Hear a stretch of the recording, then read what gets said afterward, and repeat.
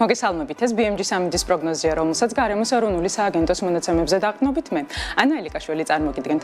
4 სექტემბერს სრულიად საქართველოში დროგამუშობით ღრუბლიანობა მოიმატებს. დასავლეთ საქართველოში +29, მთიან რაიონებში კი +27 გრადუსია მოსალოდნელი.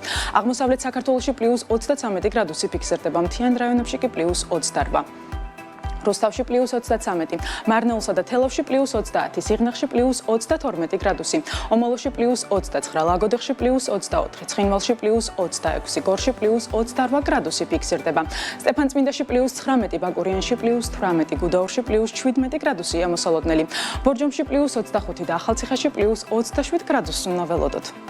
გადავინაცვლოთ დასავლეთ საქართველოს ქალაქებში. ქუთაისში +29, ბათუმსა და ფოთში +27, სოხუმში, ზუგდიდსა და ქობულეთში ასევე +27 გრადუსია მოსალოდნელი. ანაკლიაში +26, ოზურგეთში კი +25 გრადუსი ფიქსირდება.